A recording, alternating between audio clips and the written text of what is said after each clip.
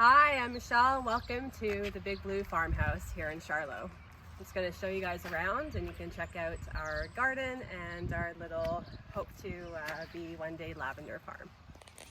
So over here is just our little garden. Basically it's for our home. We're hoping that our goal is to try to grow enough food to sustain for the year. This is our first year here in New Brunswick, so it's been a learning curve, and so I guess here we're about 3 weeks behind what it would be in Ontario, so it's been a little bit of a learning stage. So yes, we just have about 5 here. There's 6 on this side, 2 in the center. They're about 4 feet by 22 feet long.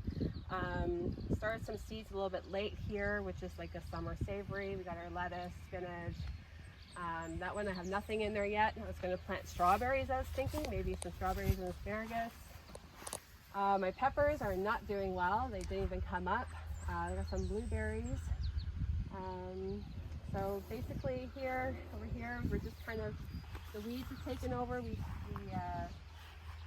basically cleaned it out, and right now for the back beds, I'm just waiting to see what comes up to distinguish between plant and weed before I start cleaning it out. Yeah, so we got some cucumbers going here. Our radish is doing really well. I'm going to pick some of that. Our corn's a little small. We just started them a couple weeks ago. Summer squash coming in. We got some kale here and purple Vienna Karobi, which is actually my microgreen seeds that I do, and I planted them here outside because they're seeds. And this is kind of just a mixed bag of stuff that I'm still not sure what it is. Some of it is, I got a dill and some kale coming in, and then I'll see what happens and I'll weed it out. And same with this guy here. So yeah, so that's basically what we have here for our garden. Got our tomatoes and some basil and stuff growing. And so here we just kind of pick through and clean it up as you can. I got a little bit behind because our lavender showed up, so we had to focus on that. And then we got back to this, and it's just my husband and I, so we're kind of like bouncing back and forth. So we'll come down here. We have, this is about a ½ acre that we've planted with lavender. We have about, right now, about 700, I think, in here. Again, taken over by weeds. We decided not to go with the geofabric. We were thinking about doing that and the plastic, but we decided we didn't really want to put plastic and stuff into the earth. So also with the soil having some, quite a bit of clay in it, we decided we're going to go with what is it, the pea gravel. So we are eventually going to cover this up with pea gravel, and then slowly over time, by having the gravel in it, it will naturally amend itself. That's what we're kind of hoping. So here, this is a nice clean row. This one I'm starting. It takes a couple days to get through it. So what we've grown here, we have about probably about 600 Munstead. So Munstead is it's an English lavender that will produce both, be good for bouquets as well as culinary. So it could be used for food as well as for like flower bouquets and for oil. So we're hoping that our plan down the road is to eventually get into oil production and then for culinary.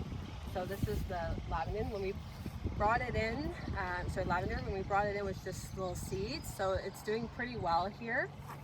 We have some over there that are struggling a little bit because we had to plant amongst, in between rain days. So, so we had everything ready here. We had everything mounted and ready to go, and we got the lavender in, we planted it, and then we had to wait for about 10 days before we can complete the other ones. And those guys are struggling a little bit because they stayed in their little little trays, probably a little bit too long. And so we can take a look over there if we want. And then we have here, there is a bed there that's tilled. We have to clean that out. We're waiting for a dry day so we can get back in there. And then on the other side as well, we have 200 more Lavender, which is phenomenal, it's called. And that is primarily a longer stem lavender and will be for oil, strictly oil production. So that's the plan down the road, and hoping that these guys do well, because we are in a zone 4. And technically they go up to about a zone 5, but these guys do the best and they're most cold hardy. So we're gonna give it a shot, take a risk, and go for it. So yeah, so that's it. That's our little lavender field. And so primarily our business here at Big Blue Farmhouse is going to be lavender as a lavender farm, and then we have our microgreens that we do as well. That's inside. And down the road we would like to put a greenhouse out so I can grow outside in the summer months, and then that's a year-round harvest that we have going on, that we'll be doing seeding and harvesting weekly. So we do that indoors, so for our microgreens. So yeah. So these here are our microgreens that we do here at the house. So this is we will be doing these year-round. So basically this is probably is a second day under the grow lights. It takes about a 10-day germination. This is a radish that we do, and so from seed it's about a 10-day germination, and then to harvest. So this will be harvested, well, actually this one here is not harvested. This is actually going out to a restaurant that we supply, the River Run Lodge, and so they harvest it themselves while they're using it. And we have the ones that we harvest that are in bags that we do at the farmers market. So we're at the farmers market every Saturday, the Restigouche farmers market. I'm saying that correctly. We're there every Saturday, and we sell probably about 7 or 8 different varieties that we do on a weekly basis. And we have a pretty good customer base that's coming out, which is great. So we have a lot of support from the community. And yeah, and then we also have another restaurant that's not too far from here that we supply as well. So it's starting to pick up, which is great, and a lot of community support. So these are very easy to do. It is repetitive in nature, which is kind of nice for myself. And yeah, so that's it. All right, well, thank you for stopping by here at the Big Blue Farmhouse.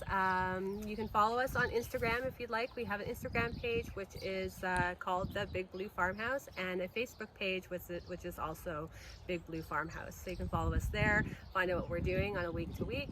And if you're in the area here, we are at the farmers market every single Saturday from 8 to 1 at the Restigouche farmers market, where we sell our microgreens, and throughout the summer months, whatever we have here to harvest, we'll be bringing there as well. So thank you very much for stopping by.